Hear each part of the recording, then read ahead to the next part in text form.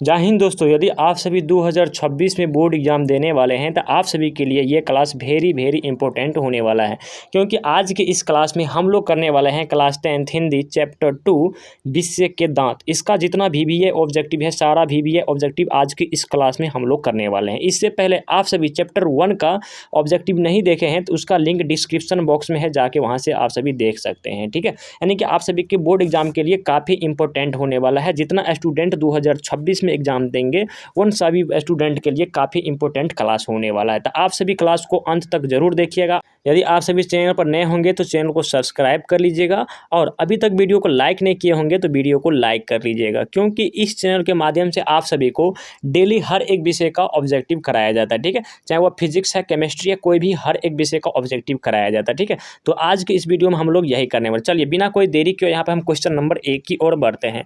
तो यहाँ पे देखिए क्वेश्चन नंबर 1 क्या कर रहा है, बोल रहा है कि इस ललीन बिलोचन शर्मा के अनुसार महल और झोपड़ी वालों की लड़ाई में अक्सर कौन जीतते हैं। बोला कि इसे ललीन बिलोचन शर्मा के अनुसार महल और झोपड़ी वाली की लड़ाई में अक्सर कौन जीतते हैं। तो दोस्तों आप सभी को याद होना चाहिए महल वाले जीतते हैं। कौन? महल वाले जीतते हैं, तो इसका ऑप्शन यहाँ पे ए सही हो जाएगा, महल वाले। ठीक है, चलिए अब हम यहाँ पे अगले नंबर प्रश्न की ओर बढ़ते हैं। तो अगले नंबर प्रश्न देखिए क्या कर रहा है, बोल रहा है कि इस रसक शब्द का अर्थ है। क्या बोल रहा है? रसक शब्द का अर्थ क्या है। तो रसक शब्द का अर्थ है ईर्ष्या। क्या है? रसक शब्द का अर्थ ईर्ष्या है, तो इसका ऑप्शन नंबर यहाँ पे बी सही हो जाएगा, ईर्ष्या। ठीक है, चलिए अब हम क्वेश्चन नंबर अगले की ओर बढ़ रहे हैं। तो क्वेश्चन नंबर आगे देखिए क्या कर रहा है, 3।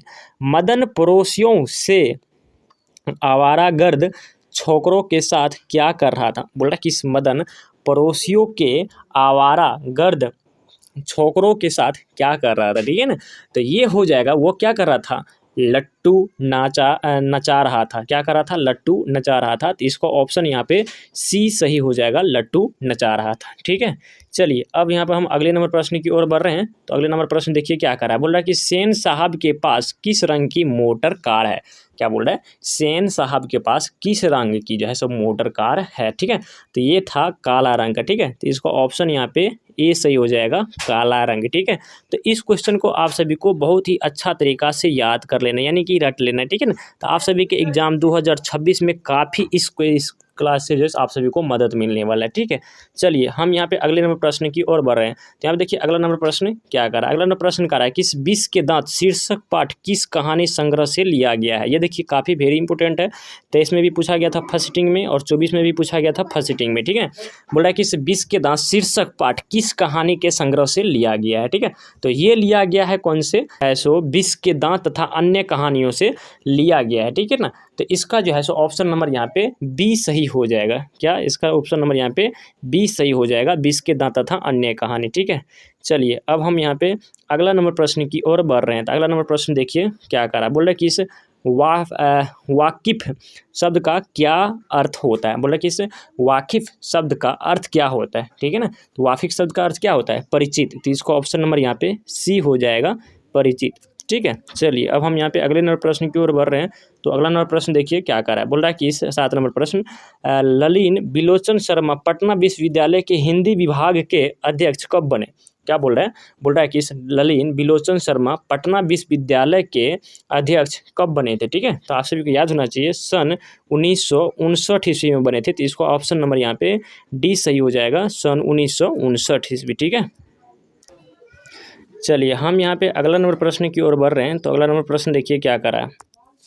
तो अगला नंबर प्रश्न देखिए 8 नंबर क्या कर रहा है, बोल रहा है कि इस आलोचकों के अनुसार प्रयोगवाद का वास्तविक प्रारंभ किसके कविताओं से हुआ था। क्या बोल रहा है, आलोचकों के अनुसार प्रयोगवाद का वास्तविक प्रारंभ किसके कविताओं से हुआ था। ठीक है ना, तो ये हो जाएगा आप सभी को नलीन बिलोचन के कविताओं से, तो इसका ऑप्शन नंबर यहाँ पे जो है सो ए जो है सो सही आंसर हो जाएगा। ठीक है, चलिए हम अब अगले नंबर प्रश्न की ओर बढ़ रहे हैं। प्रश्न संख्या 9 बोल रहा है कि इस नलीन बिलोचन शर्मा के कहानी में किसके तत्व समग्रता से उभर कर आए हैं। क्या बोल रहा है, नलीन बिलोचन शर्मा के कहानियों में किसके तत्व समग्रता से उभर कर आए हैं। ठीक है, तो यहाँ पे हो जाएगा आप सभी को मनोवैज्ञानिकता से, तो इसका ऑप्शन नंबर यहाँ पे बी हो जाएगा, मनोवैज्ञानिकता से सही। ठीक है, चलिए अब हम यहाँ पे अगले नंबर प्रश्न की ओर बढ़ रहे हैं। तो अगला नंबर प्रश्न देखिए, बोल रहा है कि इस विष के दांत कहानी किस वर्ग के अंत विरोधी का को उजागर करती है। क्या बोल रहा है, विष की कहानी जो है वो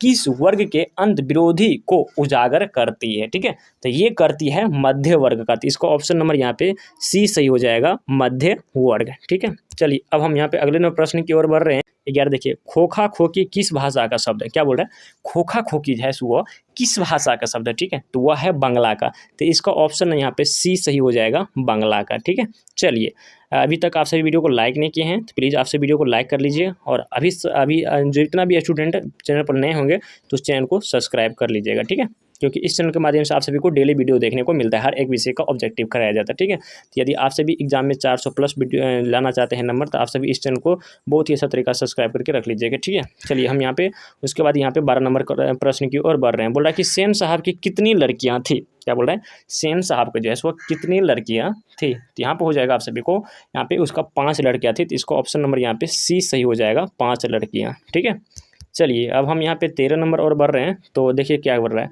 सोफर शब्द का क्या अर्थ होता है। क्या बोल रहा है, सोफर शब्द का अर्थ है, मतलब सोफर शब्द का अर्थ क्या होता है, तो वह होता है ड्राइवर। तो इसका ऑप्शन यहाँ पे डी सही हो जाएगा, ड्राइवर। ठीक है, चलिए अब हम यहाँ पे अगले नंबर प्रश्न की ओर बढ़ रहे हैं। 14 नंबर प्रश्न देखिए क्या कर रहा है, बोल रहा है कि ऐसे ही लड़के आगे चलकर गुंडे चोर डाकू बनते हैं, यह पंक्ति कहानी के किस पात्र ने कही है। बोला कि ऐसे ही लड़के आगे चल के गुंडा चोर डाकू बनते हैं, यह पंक्ति जो है सो कहानी के किस पात्र ने कही है। ठीक है, तो वह है सेन साहब, यानी कि इसी कहानी से लिया गया। ठीक है ना, सेन साहब, इसको ऑप्शन यहाँ पे सी सही हो जाएगा, सेन साहब।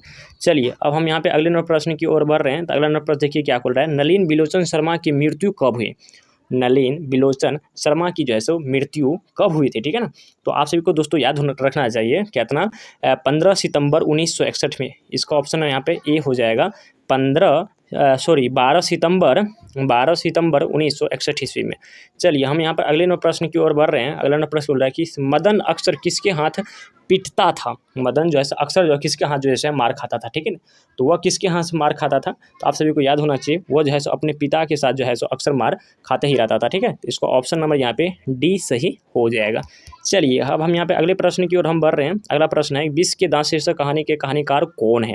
मतलब विष के दांत शीर्षक कहानीकार का मतलब उसका लेखक कौन है। ठीक, लेखक पूछ रहे हैं। ठीक है, तो वो है नलिन बिलोचन शर्मा, तो इसको ऑप्शन यहाँ पे डी सही हो जाएगा, नलिन बिलोचन शर्मा। ठीक है, चलिए अब हम यहाँ पे 18 नंबर की ओर बढ़ रहे हैं। बोल रहा है कि गिरधर लाल कौन है। क्या बोल रहा है, सो गिरधर लाल कौन है, तो वह था मदन का पिता। तो यहाँ पर ऑप्शन यहाँ पे 20 सही हो जाएगा, मदन का पिता। चलिए फिर हम यहाँ पे अगले नंबर प्रश्न की ओर बढ़ रहे हैं। तो अगला नंबर प्रश्न देखिए क्या बोल रहा है, सेन साहब की 5 लड़कियां कैसी थी।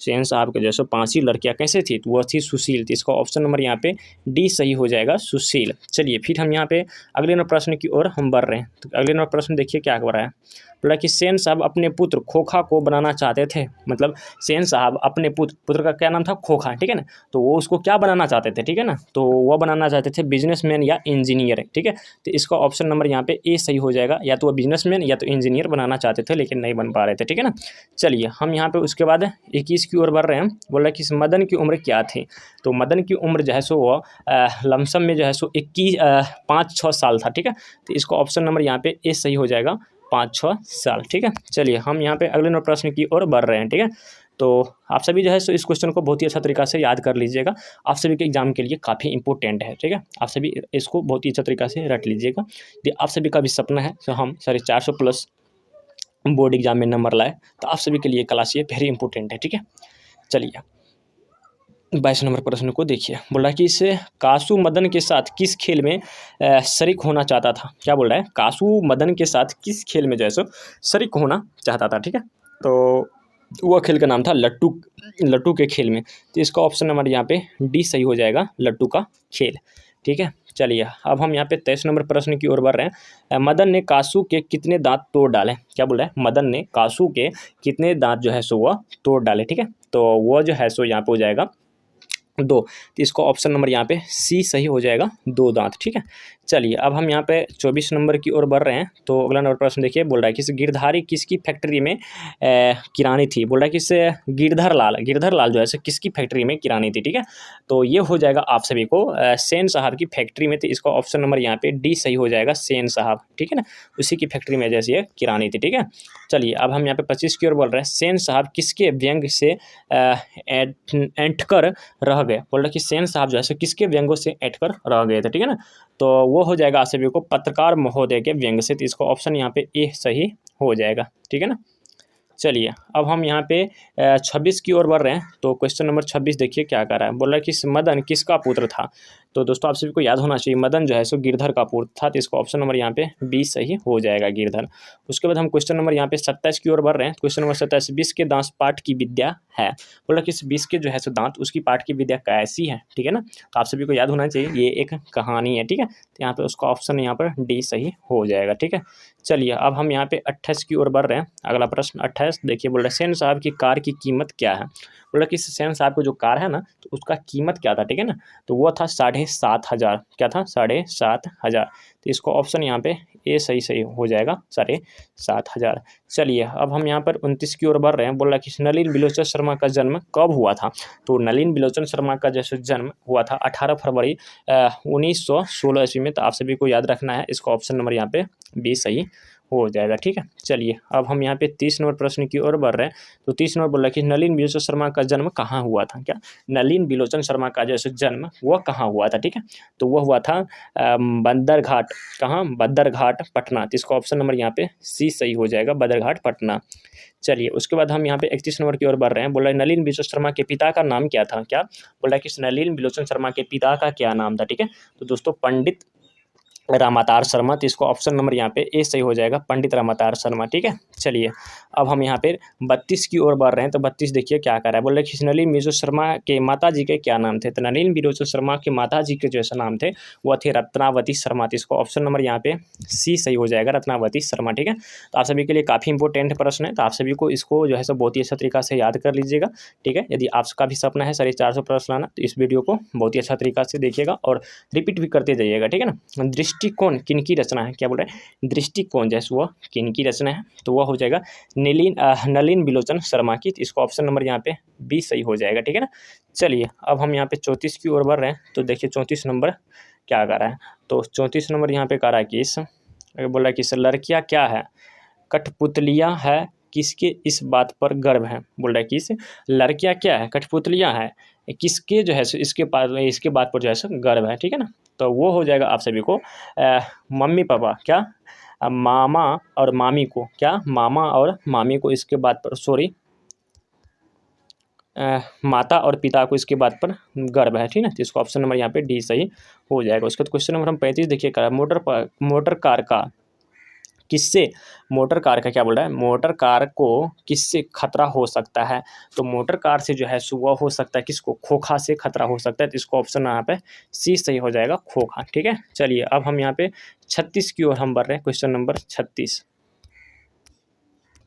तो क्वेश्चन नंबर 36 देखिए क्या कर रहा है। सेन साहब की आंख का तारा है। क्या बोल रहा है, सेन साहब की आंख का तारा है। तो वो हो जाएगा आप सभी को खोखा। तो इसको ऑप्शन नंबर यहाँ पे जो है सो बी सही हो जाएगा, खोखा। ठीक है, चलिए अब हम यहाँ पे 37 की ओर बढ़ रहे हैं। खोखा के दांत किसने तोड़ा। क्या बोल रहा है, खोखा के जैसे दांत वो किसने तोड़ा। तो वो जो है सो मदन ने तोड़ा। तो इसको ऑप्शन नंबर यहाँ पे ए सही हो जाएगा, मदन जो है सो खोखा को दांत क्यों क्या किया था, तोड़ डाला था। ठीक है, तो दोस्तों आज जो है सो हम लोग जो है सो चैप्टर 2 का भी है ऑब्जेक्टिव हम लोग कर लिए हैं। ठीक है, तो आप सभी को क्लास ये कैसा लगा प्लीज़ आप सभी कमेंट जरूर करिएगा। ठीक है, क्लास कैसा लगा।